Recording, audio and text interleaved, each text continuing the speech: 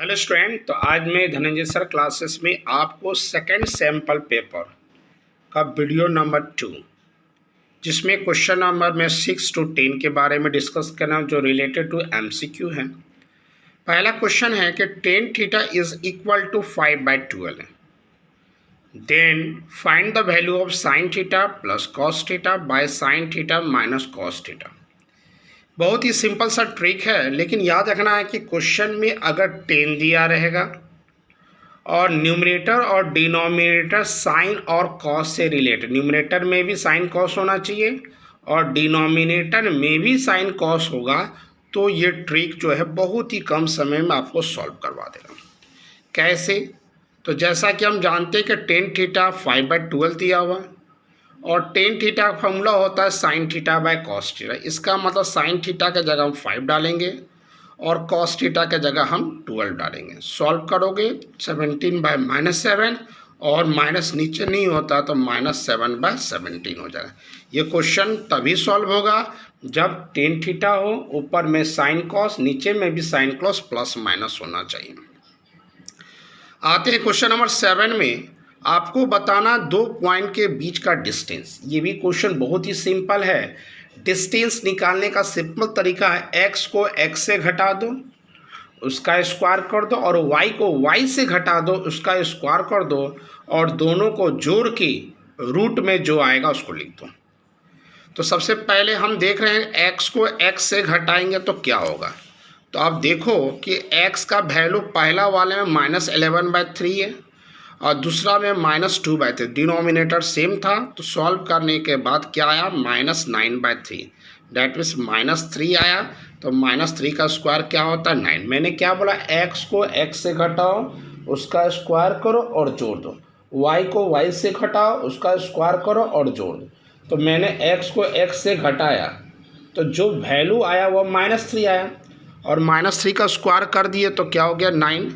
y को y से घटाओगे तो 5 में से 5 घटाओ तो 0, और 0 का स्क्वायर क्या होता, 0। तो 9 + 0 9 हो गया, और 9 किसका होता, तो 3 होता। नेक्स्ट क्वेश्चन जो है वह related to mean median. Next question जो है आते क्वेश्चन नंबर 8। क्वेश्चन नंबर 8 जो है वह सर्कल से है, रिलेटेड टू टेंजेंट है। एक ट्रायंगल है, ट्रायंगल के अंदर में एक सर्कल दिया हुआ है, AB का वैल्यू दिया है, BC का वैल्यू दिया है 10। तो बताना है AC का वैल्यू अगर 7 है तो BP का वैल्यू क्या होगा। तो ये भी बहुत सी सिंपल सा क्वेश्चन है। जैसा कि हम लोग टेंजेंट में टेंजेंट थ्योरम होता है, उसमें क्या होता है, उसमें ये होता है कि कोई भी एक्सटर्नल पॉइंट, जैसा कि मान लो एक्सटर्नल पॉइंट A है तो A से टेंजेंट AP बना और A से टेंजेंट AR बना। तो टेंजेंट हमेशा एक्सटर्नल पॉइंट से क्या होता है, इक्वल होता है। उसी तरह B जो एक्सटर्नल पॉइंट से उससे टेंजेंट BP बन रहा और BQ बन रहा, तो ये भी आपस में इक्वल होगा। और C से CQ बन रहा और CR बना, तो ये भी दोनों टेंजेंट आपस में क्या होगा, इक्वल होगा। ये हमारा टेंजेंट का नियम होता है। तो जैसा कि आप देखो कि मैंने AP को X मान लिया, तो AP को x मानेंगे तो AP AR के बराबर होगा, तो वो भी तो x हो जाएगा। अगर हमने AP को x मान लिया तो AR भी x हो, क्योंकि अभी ना बताए एक्सटर्नल पॉइंट से एक सर्कल पर दो टेंजेंट ड्रॉ करते हैं और दोनों का लेंथ आपस में इक्वल होता है। तो AP अगर x है तो AR भी x होगा।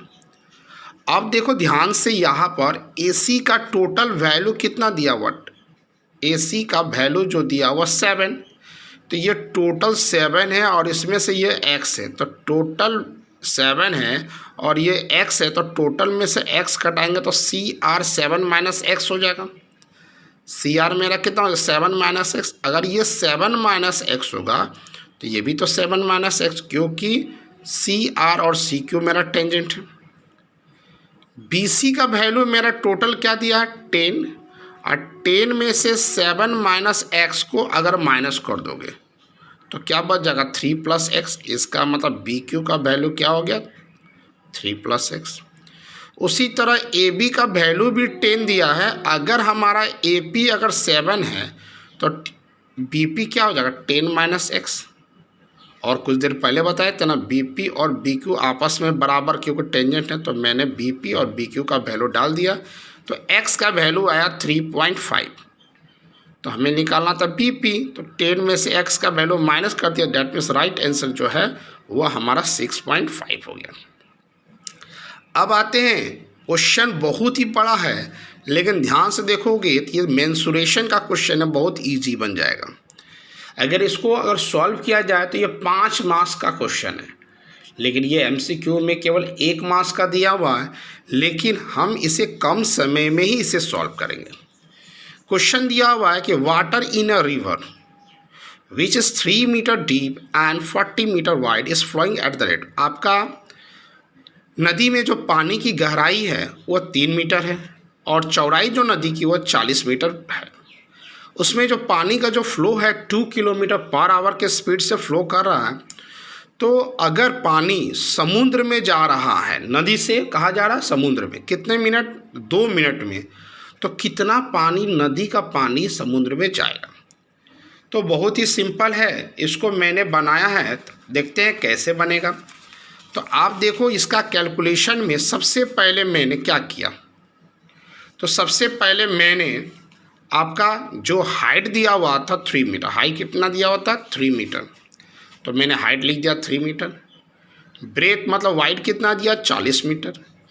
स्पीड जो दिया हुआ था किलोमीटर पर आवर, उसको मीटर पर सेकंड में मैंने चेंज कर दिया। तो मीटर पर सेकंड का रूल क्या होता है, 5/18 से मल्टीप्लाई कर दिया।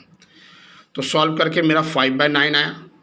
इसका मतलब 1 सेकेंड में जो पानी का जो फ्लो हो रहा है लेंथ के हिसाब से वो 5/9 है। तो 2 मिनट बोला तो 1 मिनट में 60 सेकेंड, तो 2 मिनट में 120, तो 120 से मल्टीप्लाई कर दिया। तो वॉल्यूम क्या हुआ, L into B into H।